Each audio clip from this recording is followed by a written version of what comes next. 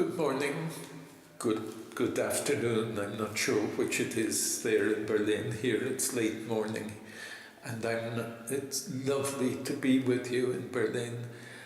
Many thanks to Sven and to the other organizers.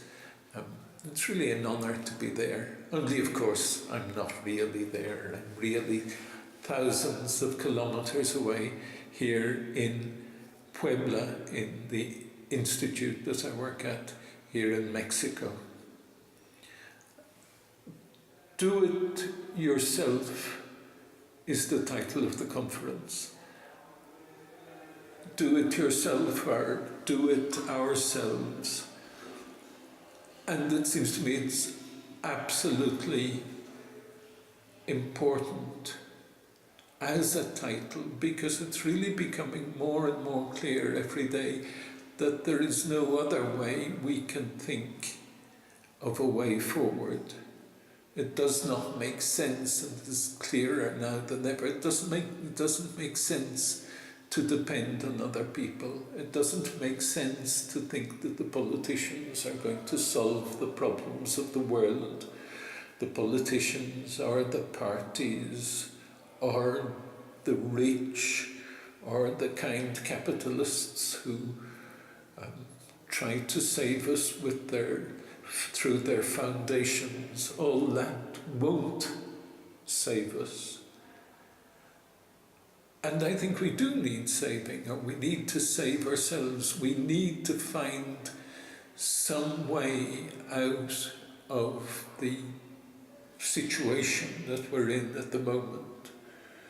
Sometimes I think that we're all sitting in an aeroplane, and the aeroplane is out of control and spiraling downwards towards the ground.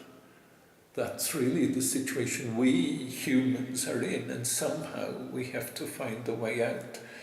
And somehow the only question that is still with us, the only scientific question, is how on earth do we get out of here? How on earth do we break out of this aeroplane catastrophe? How do we spread our wings and fly?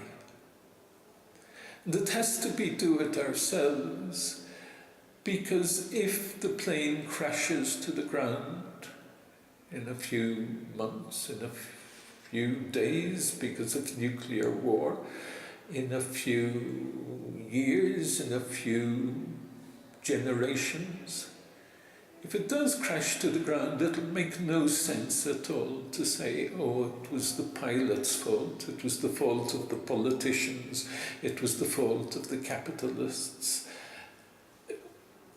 It wouldn't make any sense, or it might make sense, but it wouldn't actually change the situation. In any case, we'd be dying dead. And in any case wouldn't make sense, because what we would really have to say is, no, it was our fault because we did not seize control of the plane, or it was our fault because we did not assume responsibility for the planet that we live on. So do it ourselves. Do it ourselves now, not in 50 years' time, because 50 years' time may be too late. We don't know. How do we do it? We don't know. We don't know whether it'll be too late in 50 years' time. Maybe, possibly, even with the existing system, we can chug on for 50 years, a century, perhaps more. We do not know, but what we do know is that they are destroying the earth at an unprecedented speed, and that probably much of the damage that they are doing is irreparable. Much of the damage they are doing to the environment, much of the damage that they are doing to other forms of life, there may well be no way at all of repairing that damage. They are destroying the earth, and we have to assume responsibility for it. Who are they? They, the rich, the powerful, the politicians, the capitalists. We can, of course, put names to them, and sometimes, yes, we feel we'd like to put names to them, and then we can dream of hanging them on the lampposts of Berlin or London or New York or Mexico City. But it's not really the point. It's not really the point, because all those people that we can name and that we like to name as being the baddies, the responsible ones, are in fact little more than the servants of money, little more than the servants of capital. And anyway, it's not just them, it's us as well. It is we who produce and reproduce the system that is killing us. And we do it by performing what Marx calls abstract labour. In other words, meaningless, alienated labour that we perform because it's the only way that we can get money, and it is only by getting money that we can have access to the wealth that we humans produce on the earth. We do it by allowing our activity to be integrated into a system that is driven by the constant pursuit of profit. We produce and reproduce the system that is destroying us. And I think it's important to say that. It's important to say it really for two reasons. Really, there are two things here. The first is that if we say we create capitalism, it's not only true, but it also underlines our power. Because if we are the ones that create capitalism, then capitalism depends on us. If we create capitalism, then the problem of revolution is how do we stop creating it? Not how do we overthrow they, them, the capitalists, the politicians. The problem is how do we stop creating it? Creating what? And that's the second point. Obviously, the damage is not just being done by the powerful and the rich. It is being done by the system, by a form of social organization that is based on the pursuit of profit.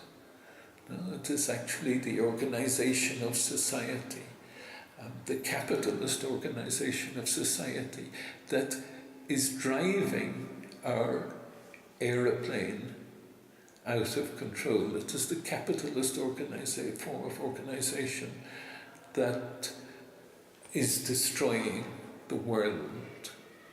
And that is what we have to get rid of. So doing it ourselves, I mean, there's a kind of, it seems to me there's an ambiguity, or sitting here in Puebla and not knowing exactly what you are thinking there in Berlin. What I find is that there is an ambiguity in the title, that the center must be, of course, do it ourselves. But this do it ourselves can be understood in two different ways. It can be understood as, oh, we'll go off and do it ourselves, and that can coexist with capitalism. Or it can be understood in the sense of do it ourselves because that is the best way of getting rid of capitalism, or the only way of getting rid of capitalism. And here, sitting in Puebla and thinking of what your discussions are going to be like this weekend, what I suppose I want to say is that we have to understand it in the second sense, that it can't just be a question of going off and doing it ourselves, because that won't actually stop the destruction of the world, that we have to think of the doing it ourselves as in terms of revolution. We have to come back to the question of revolution.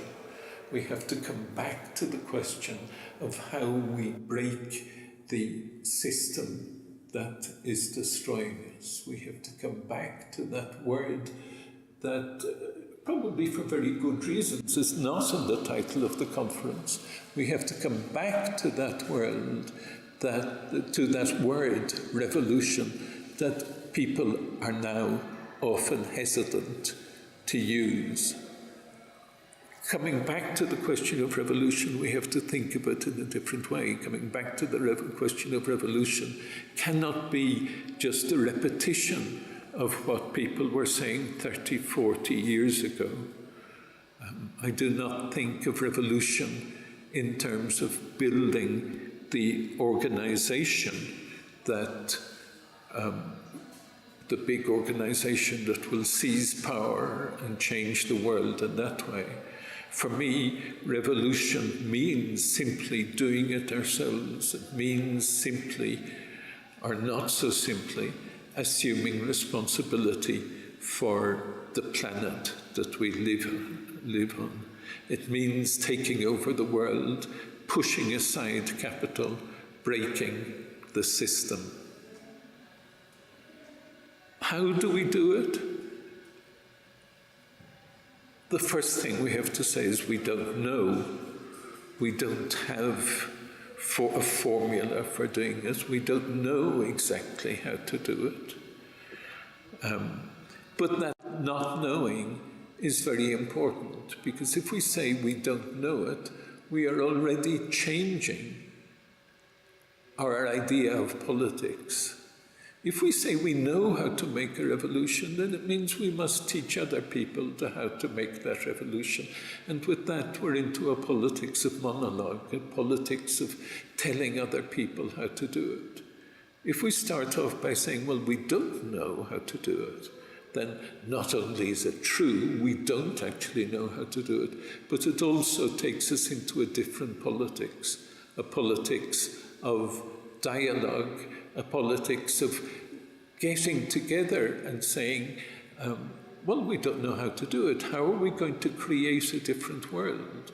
And suddenly we realize that by the process of, just by putting it in that way, we are already creating that different world. We are already creating a world which is no longer dominated by hierarchy.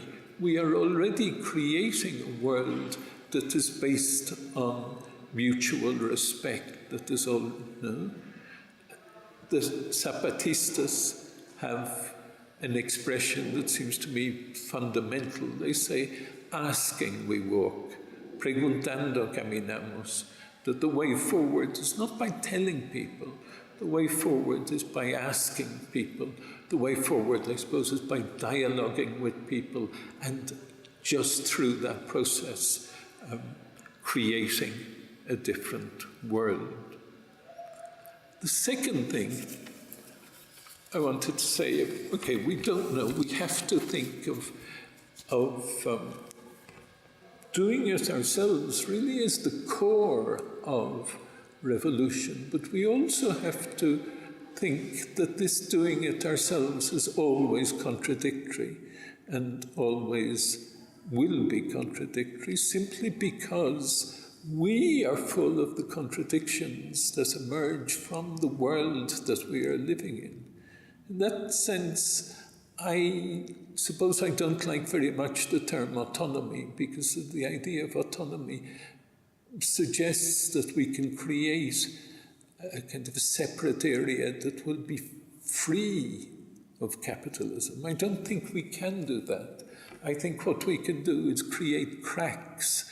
We can create spaces where we go inventing a new world, where we go creating a new world, but where we have always to recognize that this new world that we are trying to create will be full of the contradictions of the system we're trying to escape from.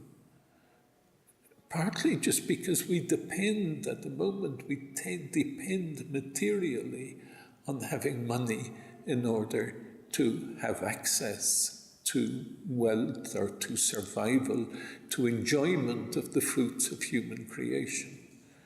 No? So that there is no purity, there is no way that there can be purity, and to start looking for that purity is really no help at all. It just creates sectarianism. What we have to do, and what I imagine you will be doing over this weekend, is talking about what contradictions we can deal with, how we can deal with those contradictions, which sort of contradictions are better to try and avoid completely. I mean, for example, if we get some sort of support from the state, this already introduces a contradiction into what we are doing. Should we try and avoid it completely? Perhaps we should, but if we live in a city and not in the countryside, then it is actually very difficult to avoid totally contact with the state. Should we accept a salary and still try and use the space for creating something else? Or should we try and find a way of dedicating our lives 100% to the creation of something else? No? I don't know. Should we, if we have pensions, should we take advantage of that? I think, of course, we should. For many people, having a pension, or for many people of my generation, having a pension is actually the material base for dedicating their lives to creating other alternative structures. Okay, so there are massive contradictions. How do we deal with those without looking for purity, but in trying to assess the problems that arise? And lastly, well, the other thing that I suppose is the other point I was going to make, but it's really fairly obvious, I suppose, is just the principle of asymmetry. You know? I mean, in trying to create another world and trying to do things ourselves, then our action, we must think of our action as being quite different to the capitalist form of organization, as being totally asymmetric to that form of organization. And there, of course, for example, if we think again of contact with the state, if we think of looking for subsidies or whatever, then that sort of contact with the state will always draw us into a symmetry. You know? It will always impose on us the state's categories. Do it ourselves. Create cracks. Create other worlds, other spaces, other times, other activities. It's always going to be contradictory, and yet it is fundamental. It is the only way forward. It is the only way forward for humanity. And perhaps it is not enough. Perhaps, we have to think. One thing that the Zapatistas have been saying lately is that possibly we need to go more on the offensive. But what does that mean? How can it mean to go on the offensive? I mean, that the destruction and the pace of destruction of capitalism is so great that in some way we have to take the initiative, we have to try and stop it. What can that mean? I don't think it can mean by just allying ourselves with a left-wing party, because that actually means the complete capitulation in practice of what we are trying to do. I certainly don't think it must mean armed action either, partly because armed action involves us in social relations that we are actually trying to reject completely. You know?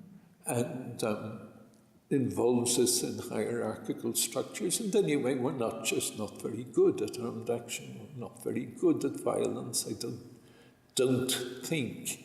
I mean, many times I think, oh my goodness, it would be so attractive, let's kill them all. But I don't actually think that's the way to go. So what's the answer? The answer is, I suppose, all the questions that you are going to be discussing over this weekend. And when you've found the answer, please let me know. Thank you very much.